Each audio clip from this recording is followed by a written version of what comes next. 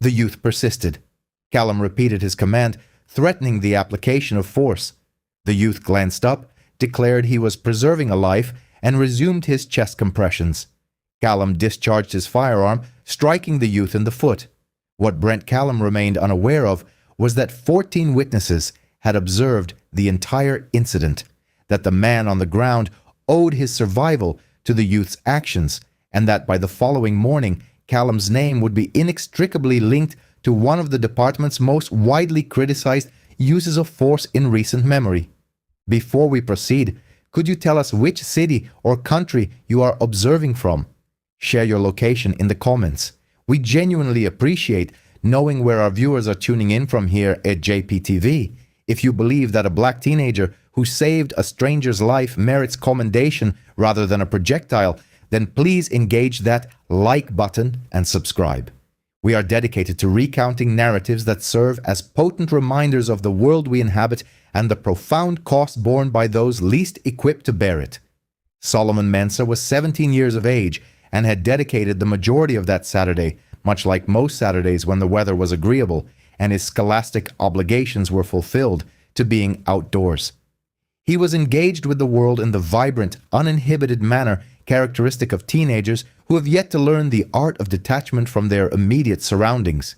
He resided with his mother and younger sister in a ground floor apartment on Crestfield Avenue, situated within the Renfrew district, a mere 4 blocks from Renfrew Park. The park had been an integral part of his existence for as long as his memory served him. He had mastered the act of cycling on the Eastern Pathway. He had participated in his inaugural organized football match on the grassy expanse adjacent to the southern entrance when he was 9 years old. He was intimately familiar with which park benches offered respite from the afternoon sun and which drinking fountain, located near the central path, provided refreshingly cold water even during the height of summer. He was a junior at Renfrew High School on Oldgate Street, where he consistently achieved a B average across his subjects. His instructors recognized him as a student who posed insightful questions and required more than a cursory explanation to achieve complete understanding. His football coach, a gentleman named Terence Obe, who had overseen the school's program for 11 years, described him in a formal statement provided several weeks after that pivotal Saturday as one of the most dependable young men he had ever mentored. He was the type of player who elevated the performance of his teammates not through vocal leadership, but through his unwavering preparation. Solomon had enrolled in the school's first aid training initiative the preceding autumn, a 12-week program conducted in collaboration with the Renfrew District Red Cross chapter on Whitmore Avenue, and had obtained his CPR certification in November. He had undertaken the course with profound seriousness. He had practiced the chest compressions until the correct rhythm was ingrained in his physical movements rather than being solely a matter of recollection. He had not anticipated, as he pressed his palms firmly against the chest of the training mannequin in that community room on Whitmore Avenue, that this certification would assume such critical importance. He entered Renfrew Park via the Crestfield Avenue entrance at precisely 2:18 in the afternoon. His headphones were draped around his neck, not in his ears, as he preferred to experience the ambient sounds of the park during his walks. He was attired in dark gray shorts, a white t-shirt, and the same pair of well-worn running shoes he habitually wore for all activities. He had no specific destination within the park that afternoon. He was simply ambling, much like individuals do when they have no pressing engagements, and the afternoon stretches long, the air is pleasant, and the world beyond their doorstep momentarily holds a greater allure than the confines of their home. Albert Drews, age 61, had been a regular visitor to Renfrew Park on Saturday afternoons for nearly a decade. He resided alone in an apartment on Fenwick Road, 2 streets north of the park's primary access point, and had adopted the practice of walking the Central Pathway loop following the passing of his wife 4 years prior. This routine served a dual purpose, partly for the physical exertion his physician had recommended since his initial cardiac episode in 2019, and partly to escape the pervasive stillness of his apartment on weekend afternoons for at least an hour. He was a man of considerable stature, broad of chest and shoulder, with the unhurried, deliberate gait of someone who had been advised to moderate his activity and was attempting to comply without entirely succumbing to the restriction. Solomon first noticed him in the vicinity of the central fountain, approximately 40 meters ahead on the main path, moving at a leisurely pace in the same direction. He gave it no further thought. He adjusted his stride to avoid walking directly behind the man and moved slightly to the left of the path to grant him ample space. Albert Drews collapsed at precisely 2:34 in the afternoon. He fell without a sound. No cry, no utterance. Simply a sudden cessation of upright posture that resulted in him lying on the grass beside the central path, his legs folded beneath him, his right hand open, resting on the ground. The individuals closest to him were the first to react. A woman pushing a stroller emitted a scream and recoiled. A man clad in a running vest halted, stood, observed, and remained motionless. Two children, who had been feeding pigeons near the fountain, turned towards the sound and then refocused on their parents. Within 30 seconds, the area surrounding the central fountain had transitioned from the ordinary hum of a Saturday park to a more cacophonous and disorganized scene.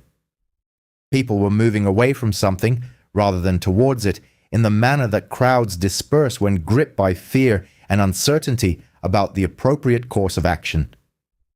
Solomon was 25 meters distant when Albert fell. He witnessed the event. He was already progressing towards the fountain, and the distance rapidly diminished within seconds. He was kneeling beside Albert Drews on the grass before the majority of the onlookers had even determined what to do. He checked for breathing, precisely as he had been instructed. Head tilted back, chin lifted, 2 seconds of observation. There was no respiration. He felt for a pulse at the neck. None was detected. He straightened to his knees, placed the heel of his right hand on the center of Albert's chest, covered it with his left, locked his elbows, and commenced compressions. 30 compressions, followed by 2 rescue breaths, 30 compressions, 2 breaths. The rhythm his hands now instinctively knew. Someone within the crowd placed a call to 911. Another individual began recording the scene with their mobile phone. A woman standing near the fountain exclaimed audibly that the youth understood what he was doing and urged bystanders to give him space. Most complied. The crowd had reconfigured into a loose circle around Solomon and Albert, close enough to observe but sufficiently distant to avoid interference. The ambient noise level had receded from panicked to the distinct, concentrated quiet that accompanies observation of an event demanding silence. It was in this state, with Solomon on his knees, compression steady, the crowd observing, and the emergency call already made, that Brent Callum entered the scene from the north path. Callum, age 41, had been a member of the Renfrew District Police Department for 12 years. He was assigned to the weekend park patrol rotation, a relatively low-demand duty that involved patrolling the park's main pathways on foot or bicycle during peak hours and responding to minor disturbances, noise complaints, occasional altercations near the sports fields, the routine tasks associated with a public space on a busy day. He had been on the north path near the Old Gate Street entrance when the sounds from the central fountain reached him, and he had proceeded towards it at a jog, his radio in one hand and his other hand already moving towards his holster before he had visually registered anything. What he perceived upon reaching the gap in the crowd was a black teenager bending over a motionless older white man, repeatedly pressing down on his chest with both hands. The man remained still. The teenager did not cease his efforts. The crowd formed a circle around them, and no one intervened. Callum did not pause to observe. He did not stop to inquire of the crowd what had transpired. He did not take the time to assess the situation, as 12 years on the force should have equipped him to do before forming a conclusion. He advanced directly towards Solomon and commanded in a loud, stern voice, "Hey, step away from him right now." Solomon looked up. His hands did not falter. His voice was urgent and clear. "He collapsed. He has no pulse. I'm performing CPR. I'm certified. Please call an ambulance."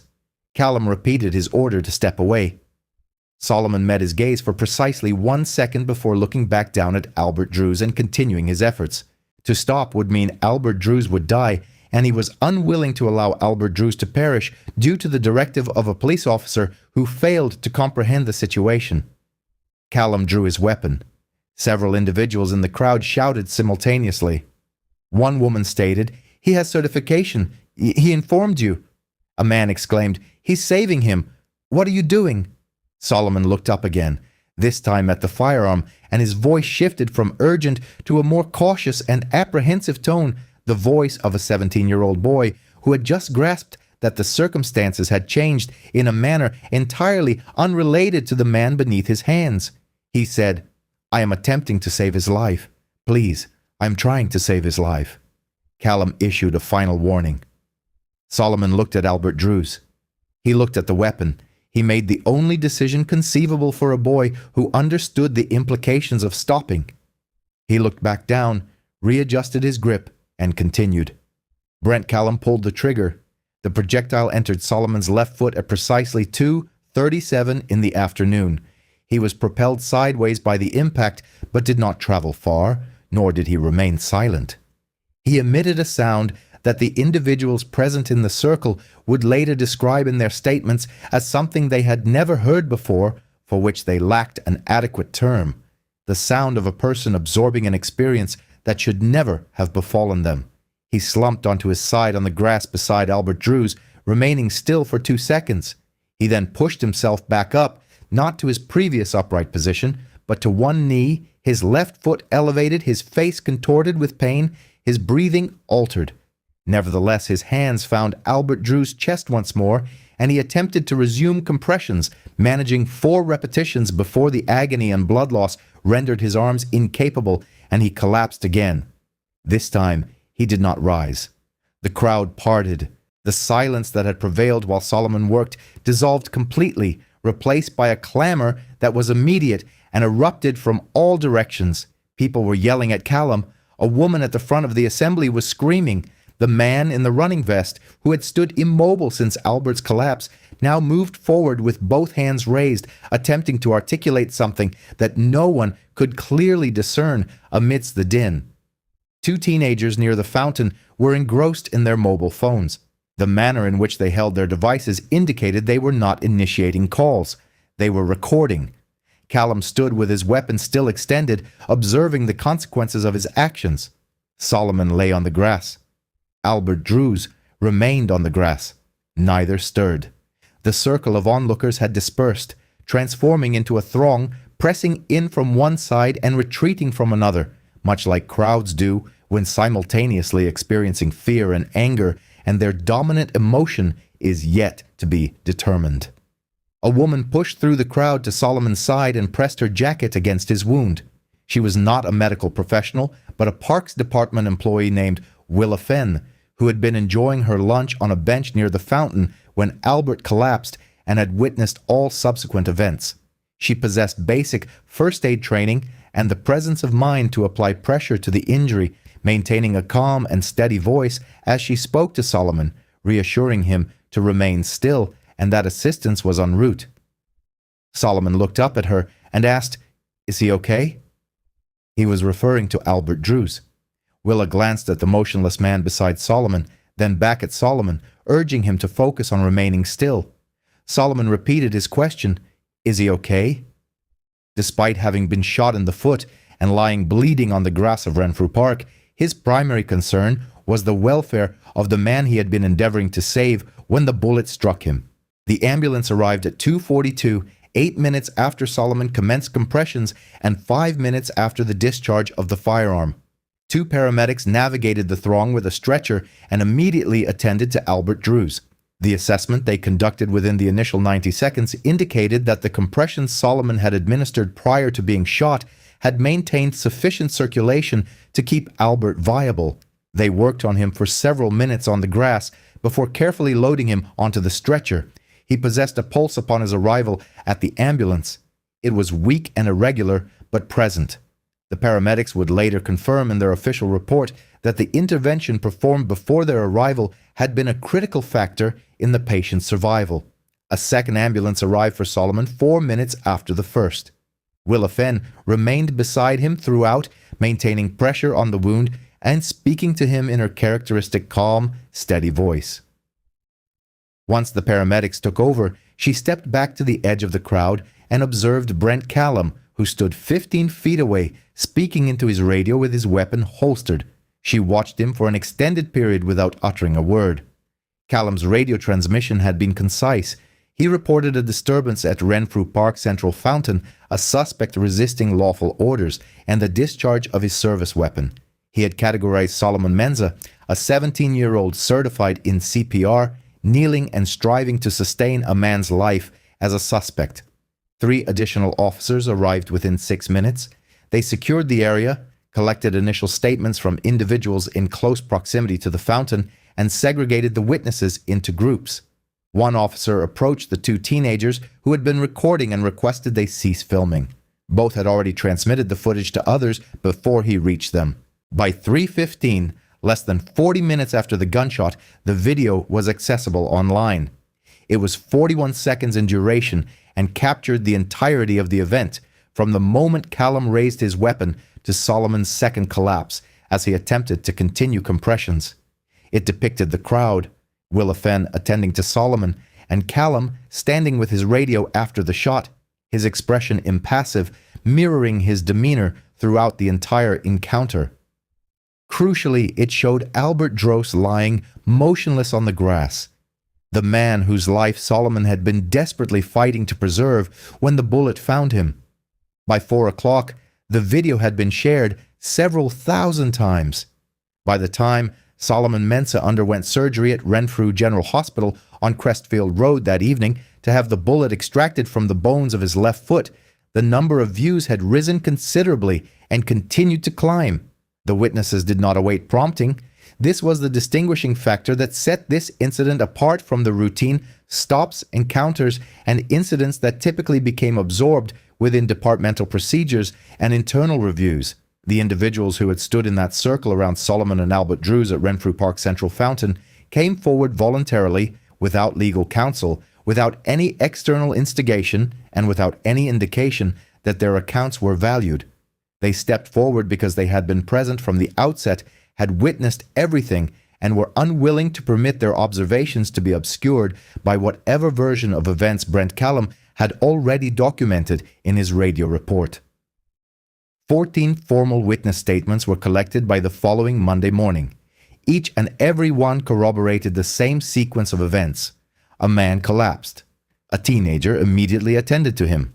The teenager commenced CPR. He was focused, certified, and executing the procedure flawlessly. A police officer arrived, misjudged the scene within 10 seconds, disregarded the explanations being vociferously offered by multiple individuals in the crowd, and discharged his weapon into the foot of a boy engaged in the act of saving a life. Not a single statement supported Callum's narrative. Not one. Callum had submitted his initial report characterizing Solomon as a suspect, exhibiting aggressive behavior towards a vulnerable individual and defying lawful commands to desist. He had employed language meticulously, the precise kind officers use when constructing a documented justification for a decision already rendered. However, the language employed in his report and the testimony of 14 independent witnesses diverged so dramatically that juxtaposing them created an irrefutable discrepancy that could not be explained away by interpretation or differing perspectives. One was a factual account of what transpired. The other was not, and everyone who reviewed both understood precisely which was which. The park's security camera footage was retrieved by the department's Internal Affairs Division on Sunday morning. 3 cameras provided coverage of the central fountain area from various vantage points, and all 3 were functioning and uninterrupted. Investigators reviewed the footage in its entirety that same afternoon. What they observed on these cameras was consistent with every witness statement and directly contradicted Callum's report in all material aspects. Solomon had not displayed aggressive behavior. He had not posed a threat to Albert Dross. He had been performing chest compressions on a man without a pulse, while a crowd of onlookers shouted at the arriving officer that the boy was administering CPR. The cameras documented Callum's arrival, the raising of his weapon, and its discharge. They also captured the 4 compressions Solomon attempted after the bullet struck him before his arms failed and he collapsed. The Internal Affairs investigator reviewing the footage submitted an urgent recommendation for suspension before the close of Sunday. Albert Drost was released from Renfrew General Hospital 6 days after the incident. He had experienced cardiac arrest due to an undiagnosed arrhythmia, and the medical team that treated him was unequivocal in their assessment. The CPR administered at the scene prior to the paramedics' arrival had been the decisive factor in his survival. Without it, the outcome would have been significantly different. They documented this in writing and submitted it as part of the official record. Albert provided a statement from his hospital bed on the 4th day of his recovery. He had no recollection of collapsing, nor of the park, the fountain, or the ground beneath him. His first conscious memory was of a paramedic's face above him and a voice urging him to stay with them. However, he had been informed of the events that transpired while he was unconscious, and he had been told the name of the boy who had saved his life. When the journalist who visited his room inquired what he wished to convey about Solomon Mensah, Albert took a deep breath and stated that a 17-year-old boy was currently lying in a hospital bed with a bullet wound in his foot because he had refused to stop saving a life he had never encountered before. He further declared his intention to dedicate whatever remaining time he had to ensuring that boy understood the profound significance of that act. That statement resonated widely. A different narrative emerged, transcending mere visual recordings and official testimonies. Its impact resonated more profoundly than any legal brief, originating not from bureaucratic channels, but from a patient in a hospital bed recounting an unvarnished truth. This straightforward account, in its stark simplicity, was devastating enough without any embellishment. Brent Callum found himself placed on paid leave Monday morning. By Tuesday, his name had become a subject of national attention. By Wednesday, 2 members of the city council publicly demanded his dismissal. By Thursday, the department's spokesperson had ceased referring to the event as an incident in public statements, opting instead for the term shooting. This subtle linguistic alteration signaled a significant shift in the official stance and the rapid pace at which it was evolving. Solomon Mensah was still undergoing surgery when Callum's name first appeared on television screens. He remained unaware, but his mother witnessed it. The suspension endured for 9 days. On the 10th day, Brent Callum was discharged from his duties by the Renfield District Police Department following the swift conclusion of an internal affairs investigation. The department's own spokesperson characterized this review as one of the most unambiguous and straightforward examinations the division had undertaken in recent memory. The convergence of the recorded footage, the 14 witness statements, the paramedics' report, and Albert Drew's written account collectively constructed an irrefutable record. This evidence left the department with no procedural recourse and no alternative narrative to present to the public that would be accepted. Solomon Mensah spent 11 days as a patient at Renfield General Hospital. The projectile had caused fractures in 2 bones of his left foot and inflicted nerve damage that his surgeon described as substantial and potentially enduring. He was prescribed a minimum of 6 months of physical therapy. Whether he would fully regain mobility in his foot remained an unanswered question for his medical team in those initial weeks. His football coach, Terence Obi, visited him on the 3rd day of his hospitalization and remained with him for 2 hours, speaking very little.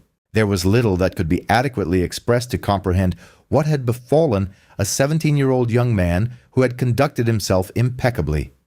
Solomon's mother initiated legal proceedings within 2 weeks of the shooting. Her legal counsel filed a lawsuit naming Brent Callum individually and the Renfield District Police Department, alleging inadequate training of officers in threat assessment and scene evaluation. The legal filing was comprehensive and the compensation sought was considerable. 3 of the 14 witnesses provided sworn declarations in support of the lawsuit. Solomon's medical team submitted documentation corroborating the critical role of the CPR intervention in his survival. The case was as robustly supported on the day of its filing as many cases are after extensive preparation, owing to the fact that the evidence had materialized organically in real time within a public park, observed by numerous individuals and captured by 2 functioning security cameras. 14 months later, the city reached a settlement. Reports from 2 news outlets indicated the settlement amount was in the millions of dollars. The state board permanently revoked Callum's law enforcement certification, precluding him from any policing role within the state. The department subsequently implemented mandatory scenario-based training for all officers, focusing on recognizing medical emergencies. This initiative served as a formal, albeit unnamed, acknowledgement that the events that transpired at Renfield Park Central Fountain on that particular Saturday afternoon should never have been preventable. Solomon resumed his studies at Renfield High School the subsequent academic semester. He walked with a slight impediment, which his physicians indicated might be a permanent consequence. He successfully completed his junior and senior years and was accepted into a pre-medicine program at a state university the following autumn. His trajectory in football, a sport for which Terence Obi had foreseen a promising future, did not rebound in conjunction with his overall recovery. This aspect was enumerated among the damages claimed in the lawsuit, representing a loss that no settlement figure could adequately compensate, a fact understood by all parties involved. Albert Drews attended Solomon's graduation ceremony. He was seated in the fourth row. When Solomon's name was announced and the young man proceeded across the stage in his cap and gown to receive his diploma. With his subtle limp, Albert rose from his seat before anyone else in his row and remained standing until Solomon had returned to his place. If this narrative resonates with you, please share it with someone who might benefit from hearing it. A young man saved another's life and received a bullet in return. The least we can do is ensure that story is never forgotten. Subscribe to JPTV, as every story we present holds significance, and so does every individual watching.